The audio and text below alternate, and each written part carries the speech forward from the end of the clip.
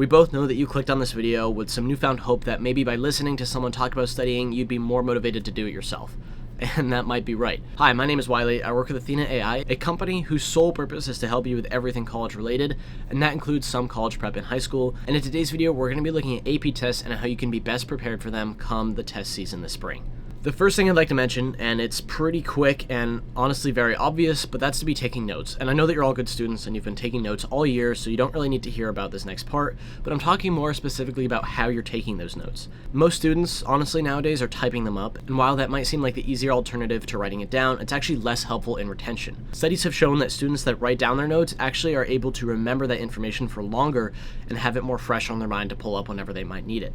However, different ways of taking notes works for everyone, so if you absolutely know for sure that typing up your notes will work just as well as someone who's handwriting their notes, that's okay too. But if you're unsure, I would really stress switching to handwriting your notes, keeping it organized on paper, because that helps you have a mental map of where everything is on your paper. And it's a little confusing to listen to, I know, but trust me, handwriting your notes is going to be a lot more helpful in the long run with trying to study for the AP tests. In terms of what you should be taking down as notes, I'm sure you all know this, but just everything important from each slide. Maybe you underline it, highlight it, that type of thing. And then if you're really serious about it, you can check with a friend after class that might be able to compare notes with you, maybe give you a couple things you missed, that type of thing.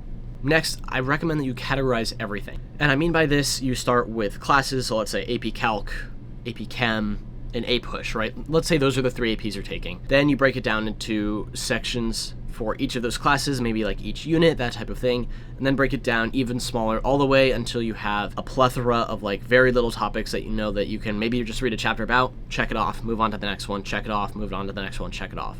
Because studies have also proven that people with a study plan are able to both retain more information, like I was saying with notes, and I'm going to talk a lot about retention in this video because that's honestly what you need for the AP test, is you need to retain and remember that information as well as you can. It's not really about figuring things out as it is about just remembering the content that was taught to you in class. As I was saying, having a study plan really increases your ability to feel motivated to keep going because you have these little goals you can check off. Okay, yeah, I just did another one. That was easy. Let me do a little goal here. And again, it also helps you just retain that information better. It also helps you not feel too overwhelmed with the content that you're studying, right? Because let's say you have APUSH, AP Calc, and AP Chem, three of probably the most intensive classes, and you don't have a plan, you're going to be overwhelmed by everything all the time. You're going to feel like you're drowning in work. But as long as you set up a plan with a few goals, you're going to feel a lot better about yourself and a lot more confident in your ability to actually get the studying done. Another way to break down how you study, kind of in the same section as categories, is to say, okay, on Mondays and Wednesdays, I'm going to do an hour of APUSH each of those days. And on Tuesdays and Thursdays, I'm going to be doing AP Chem and then AP Calc.